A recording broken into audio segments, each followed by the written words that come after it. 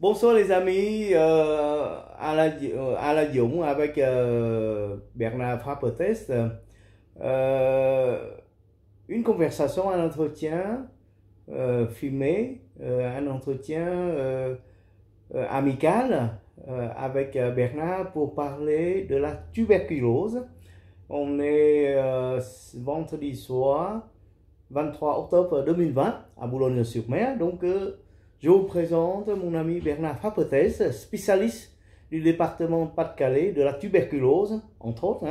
Mais actuellement, le dernier job, depuis 8 ans, donc 2012 jusqu'à maintenant, le responsable de la tuberculose au département Pas-de-Calais, dans la région Hauts-de-France. Bernard, là, on est au mois d'octobre, fin octobre. Après, allez, on va dire, après déjà 7 mois, 7-8 mois, qu'on a découvert le Covid, et puis on a connu le confinement, le déconfinement, et puis depuis ce soir, 23 octobre, c'est le couvre-feu. De nouveau ici. De nouveau, non, c'est le premier couvre-feu à Boulogne, dans tous les départements, Pas-de-Calais. Mais pour Paris, c'était déjà, je crois, il y a quelques jours, une semaine, je ne me rappelle plus. Voilà, le couvre-feu. Parce qu'il y a le risque que la deuxième vague, enfin une autre vague de Covid, voilà. Et cette maladie contagieuse, elle est peut-être similaire à la tuberculose que tu es responsable dans ce département.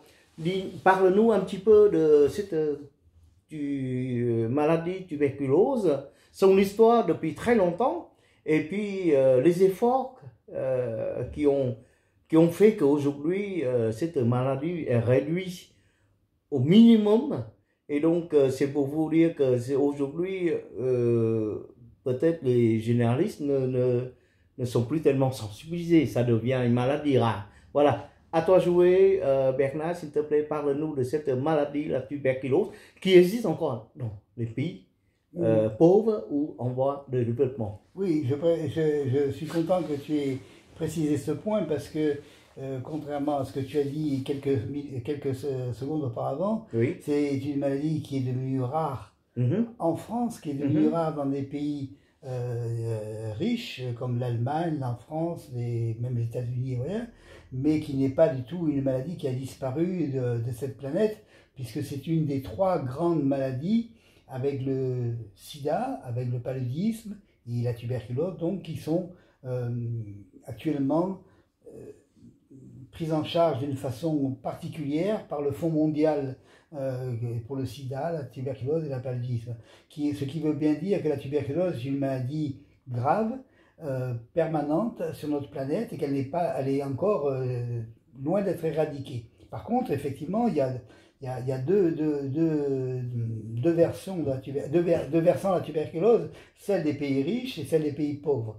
Et celle des pays pauvres, elle est, disons, c'est un problème. Et justement, en parlant du Covid, c'est que actuellement, le risque, pas le risque, mais la réalité, c'est que du fait de la pandémie du Covid, eh bien, beaucoup de gens qui auraient pu être diagnostiqués, traités pour la tuberculose ne le seront pas. On estime à peu près à 20% au moins le nombre de personnes qui n'auront pas eu la possibilité d'être diagnostiquées, traitées correctement pour la tuberculose. Et donc c'est un problème pour les années à venir parce qu'au lieu d'avoir une courbe complètement descendante, même dans les pays pauvres, et on est dans une période où on risque d'avoir un retour, disons une résurgence de la tuberculose d'une façon importante dans ces pays-là.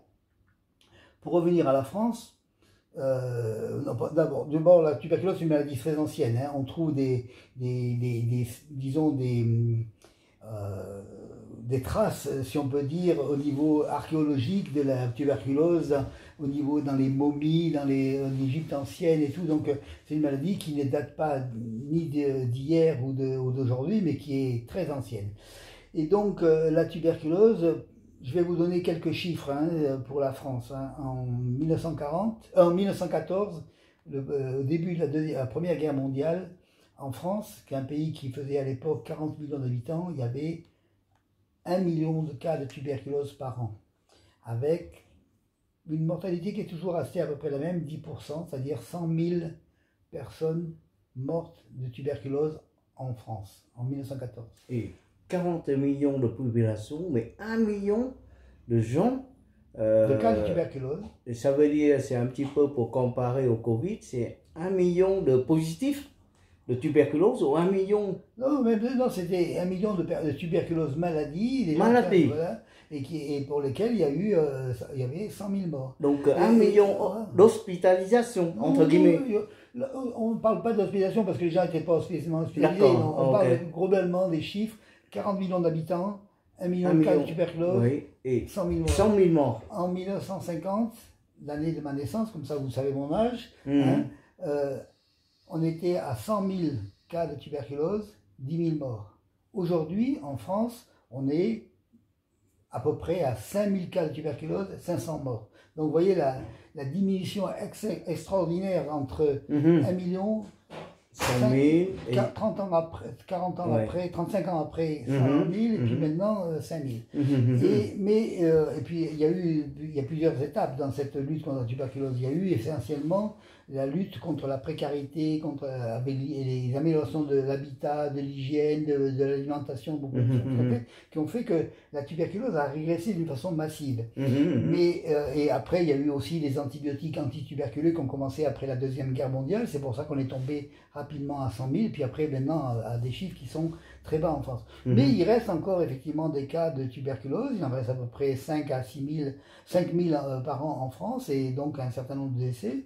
La plupart du temps, ce sont 70 à 75% des cas de tuberculose sont des tuberculoses pulmonaires, qui sont donc une tuberculose contagieuse, parce que quand la personne est malade de la tuberculose, elle va cracher, si on peut dire, dans l'atmosphère du germe de la tuberculose et contaminer d'autres personnes. Donc voilà un petit peu disons les chiffres. Vous voyez un petit peu au niveau de la maladie tuberculose elle-même, c'est une maladie qui se caractérise par effectivement une baisse de l'état général, une perte de poids, perte d'appétit, asthénie, avec une fièvre fébricule qui va durer, tout ça, et une toux bien sûr pour la tuberculose pulmonaire.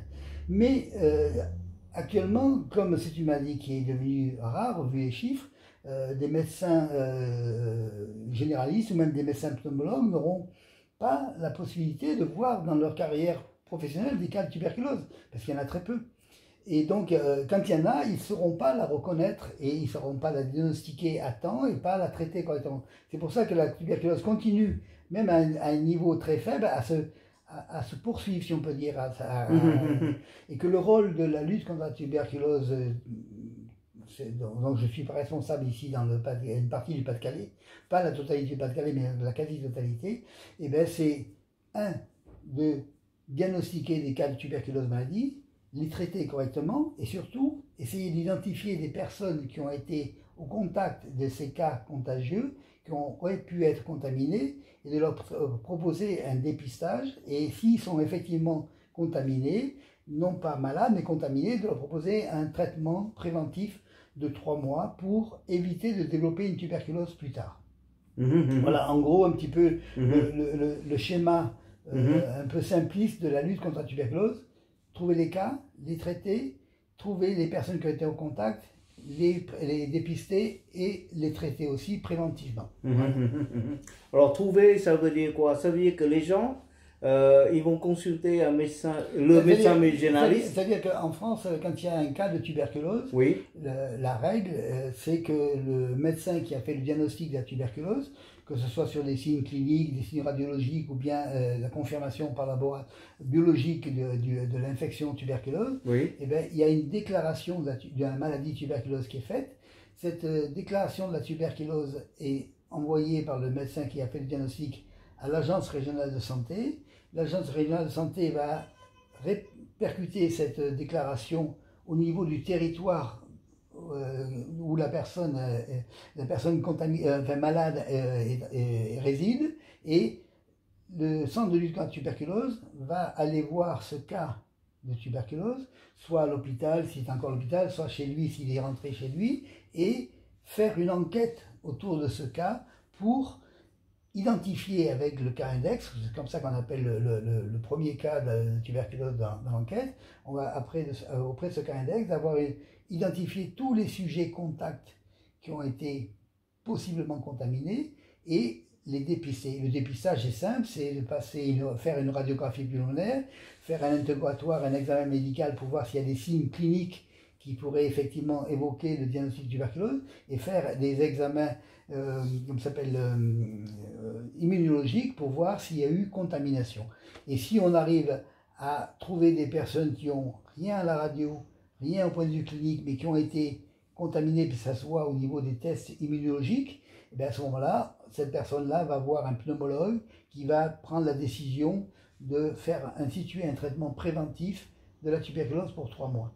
Si on trouve aussi dans l'enquête des gens qui sont malades, c'est-à-dire qui ont des signes radiologiques et des signes cliniques et des signes immunologiques positifs, et bien cette personne-là va être prise en charge comme un nouveau cas de tuberculose et on va faire l'enquête à partir de ce cas.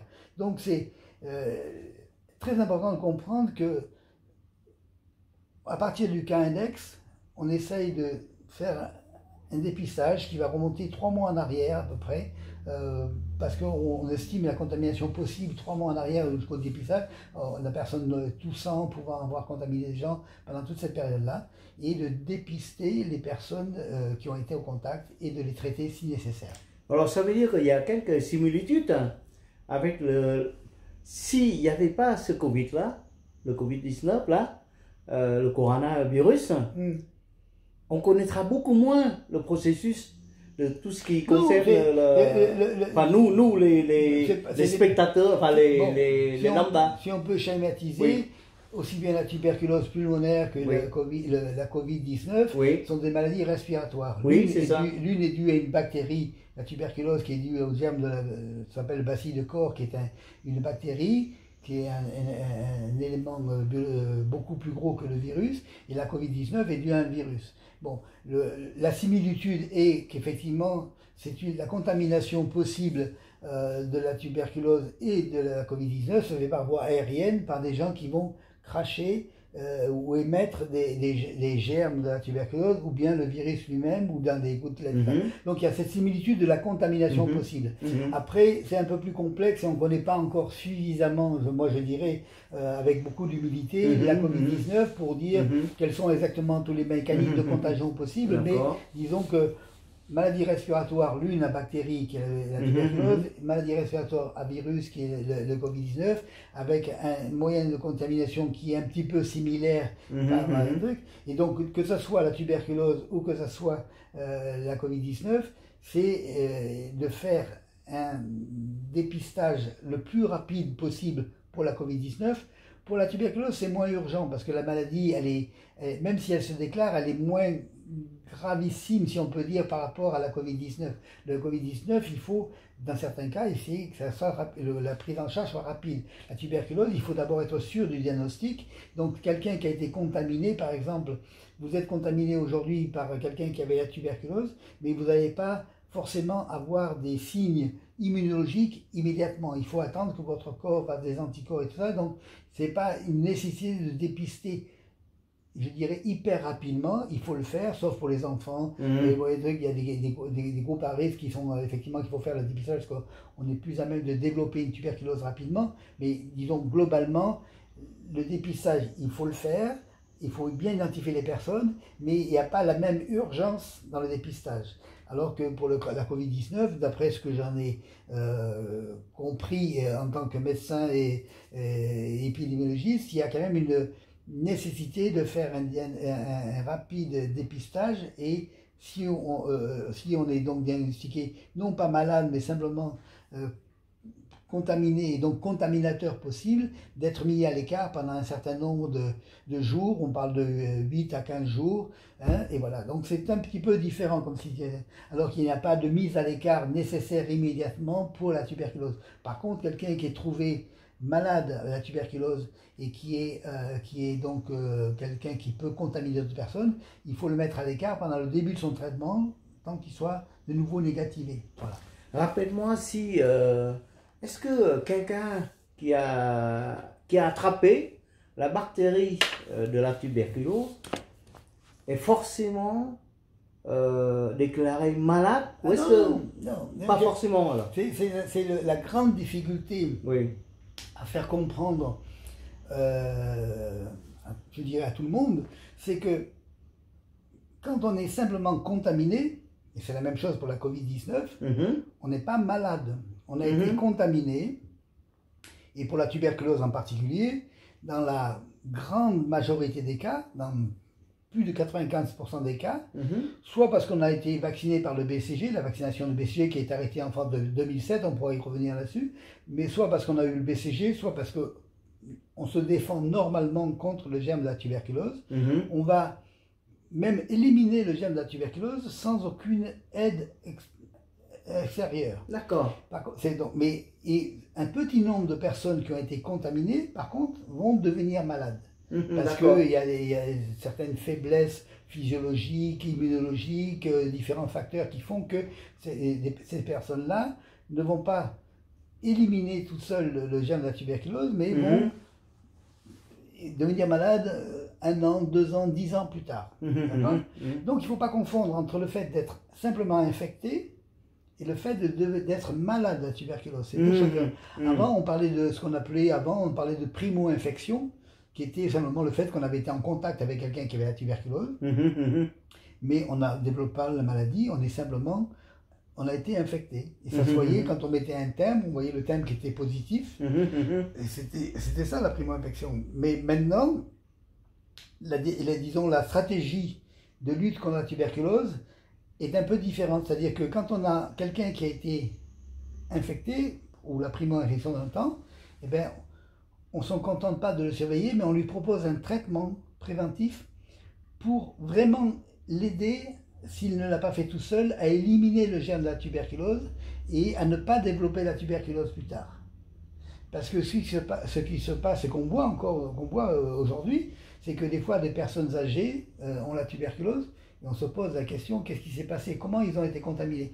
En fin de compte, ils ont été contaminés des fois très tôt dans leur vie, en adolescent ou jeune adulte. Ils ont été contaminés par quelqu'un dans la famille, dans le contact qui avait la tuberculose.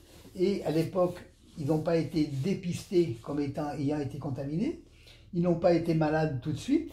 Et ils ont gardé au fond de leur organisme le germe de la tuberculose qui est sain et qui, 10 ans, 15 ans, 20 ans après, 30 ans après, parce que la personne va avoir un problème immunitaire, va avoir une baisse de son immunité dû à un cancer, dû à un traitement particulier, et tout ça, et va faire que le germe de la tuberculose, et c'est d'ailleurs ce qui s'est passé avec le sida.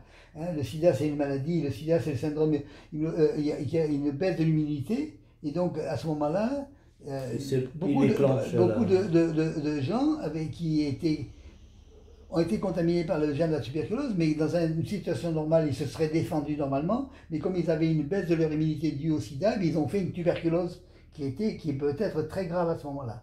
Donc c'est comme ça qu'il faut voir les choses, c'est que on peut très bien, quand on a une baisse d'immunité due au sida, due au cancer, due à différentes choses et tout, on va développer une tuberculose parce que la voie est libre pour que le germe se développe. D'accord. Alors, tu as parlé du vaccin? Oui. Donc, le vaccin, c'est un vaccin qui date qui s'appelle le vaccin BCG de Calmette et Guérin. Ce vaccin, il est obligatoire pour tous les jeunes enfants? Pas du tout. Pas du tout, ah bon? Il était obligatoire jusqu'en 2007 en France. Et c'est un vaccin qui a une longue vie, parce que c'est un vaccin qui a été conçu en 1928 par Calmette et Guérin, donc c'est très vieux, et il n'a pas changé, on a toujours la même souche, on peut dire. Mais ce vaccin le vaccin BCG n'est pas malheureusement un très bon vaccin. Si on compare ce vaccin à des vaccins contre la rougeole par exemple, ou bien un vaccin contre le tétanos, quand vous êtes vacciné contre la rougeole, quand vous êtes vacciné contre la rougeole, eh bien, vous allez être totalement protégé. Quelqu'un qui a été vacciné correctement pour la rougeole, à une période précise de sa vie et tout, ne va pas faire développer la rougeole. Quelqu'un qui a fait ses vaccins et ses rappels de vaccins pour le tétanos ne va pas développer le tétanos, même s'il se blesse dans certaines conditions de ça. Le vaccin BCG pour la tuberculose est un vaccin qui n'est pas un bon vaccin pour la simple et bonne raison, c'est que quand vous vaccinez quelqu'un avec le BCG, vous n'avez pas 100% de gens qui vont fabriquer des anticorps et qui vont être protégés contre la tuberculose. Si vous vaccinez 100 personnes, eh bien, il va y en avoir 70, 80, suivant les cas, qui vont être protégés, qui vont fabriquer des anticorps contre la germe de la tuberculose, mais il y en a un certain nombre, 20 à 30%, qui n'ont pas fabriqué d'anticorps contre la germe de la tuberculose et qui sont donc réceptifs, qui sont naïfs pour pouvoir être infectés et développer la maladie. Donc, si on peut dire, comme ça s'appelle, si toute la population est vaccinée, avec 90% de gens qui sont vaccinés, s'il y a 70% qui sont protégés contre la tuberculose, ben, le risque de circulation du germe de la tuberculose est faible, puisque beaucoup de gens sont vaccinés, même s'il n'y a que 70 à 80% qui sont protégés, le germe circule moins. Oui, mais on est arrivé dans une situation dans les pays comme l'Allemagne, la France, l'Angleterre, les États-Unis, où, en fin de compte, le faible niveau, comme je l'ai dit au début, de tuberculose, qui est une maladie rare, fait que le vaccin BCG lui-même, maintenant, a plus d'effets négatifs que de protéger la tuberculose. On appelle quand on fait un vaccin BCG, pour diverses raisons que je ne peux pas expliquer d'une façon précise ce soir, on peut faire une BCG.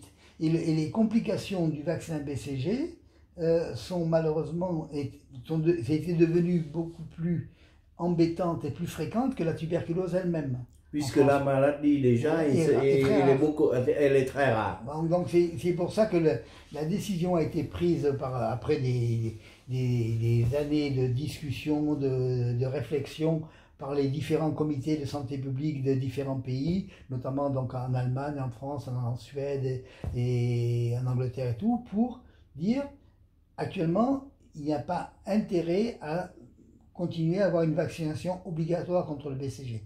Mais par contre, en France, on a dit, ok, il ne faut plus vacciner d'une façon systématique et obligatoire contre le BCG, mais par contre, on va dire que dans certaines, parce que quand j'ai dit que la tuberculose était à 5000 en France, il y a quand même des niveaux différents suivant les régions. Si on prend l'exemple du Pas-de-Calais, on a 4 à 5 nouveaux cas pour 100 000 habitants dans le Pas-de-Calais chaque année. Si on prend la région parisienne, on est à 16 pour 100 000. Donc 4 fois plus de risque de tuberculose dans la région parisienne que dans le Pas-de-Calais. La moyenne française étant autour de 8 pour 100 000. Donc la décision a été prise de dire on n'a plus l'obligation de vacciner, mais par contre dans certaines zones géographiques, notamment l'Île-de-France, la Guyane comme département français et tout, où le risque tuberculeux est plus important que dans d'autres régions de France, il y a non pas l'obligation de vacciner, mais l'obligation pour les médecins, les pédiatres, les gens de proposer la vaccination, un pédiatre en région parisienne, un médecin généraliste en région parisienne, a l'obligation non pas de vacciner les gens, mais d'expliquer la tuberculose aux parents et de dire, vivant en région parisienne, il vaudrait mieux que vous vacciniez votre enfant. Voilà.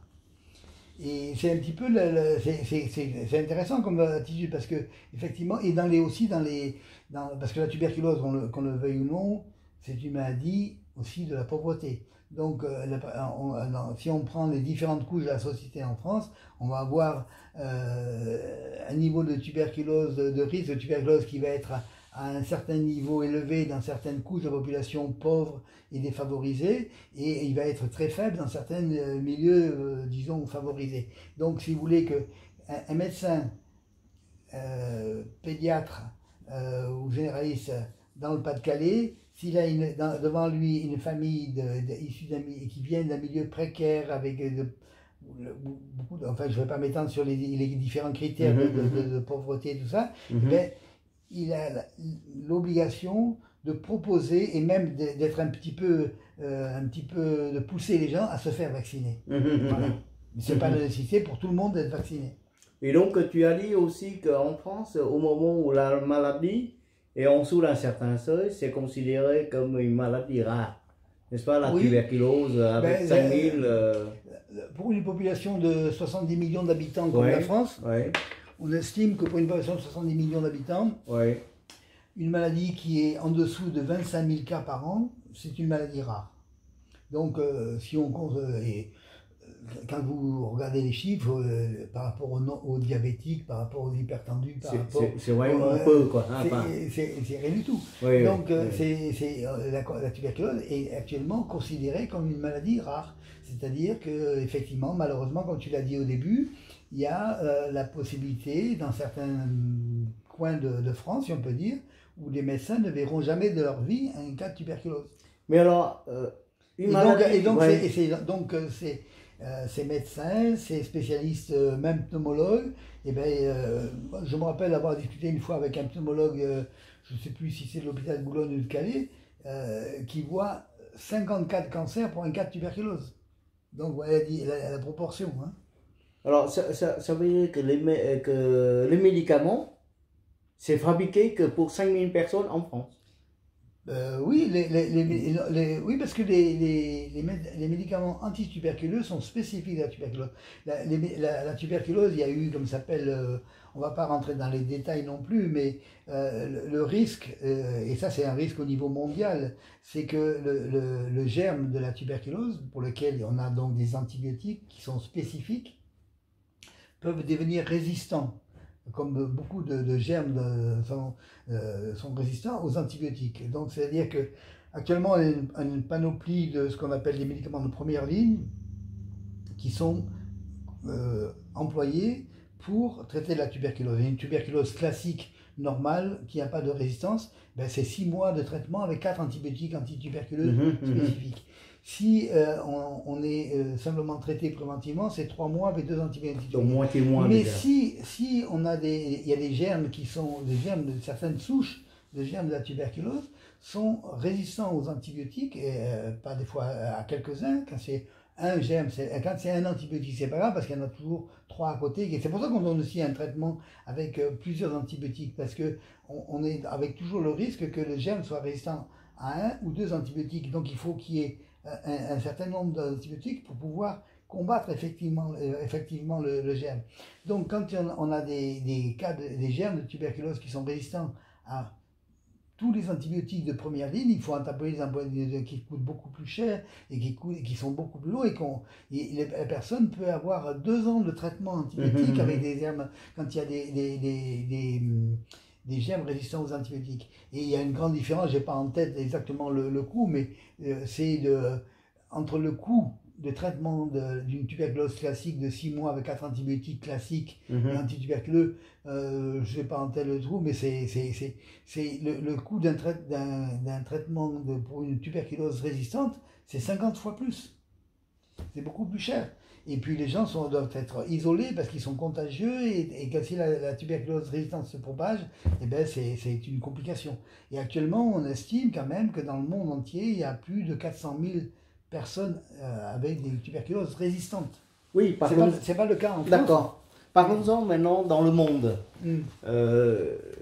Quels sont les continents, les pays où dans le monde actuellement, on reste avec la tuberculose, comme je l'ai dit au début, est une des 3 maladies qui sont préoccupantes pour l'OMS, pour le Fonds mondial, qui sont prises en charge par le Fonds mondial avec le sida et le paludisme.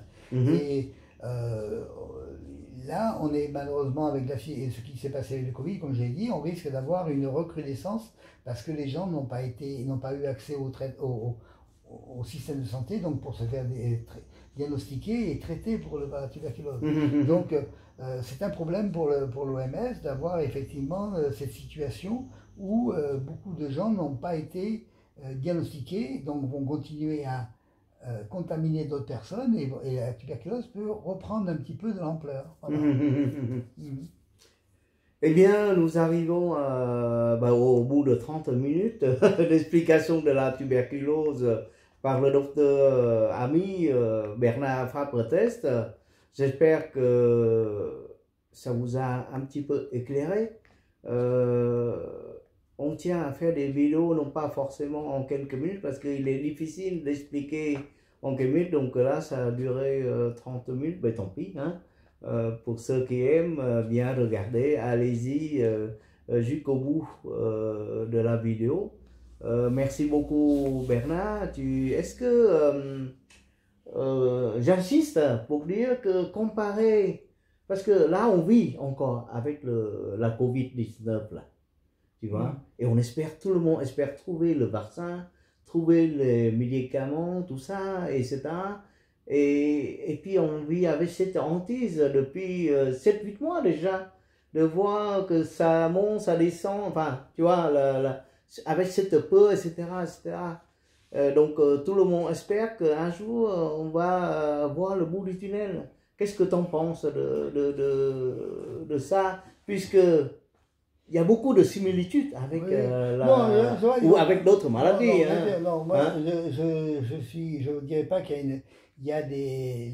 la Covid-19 va compliquer un petit peu la lutte contre la tuberculose et même l'aggraver dans certains pays, mais on ne peut pas comparer vraiment les deux.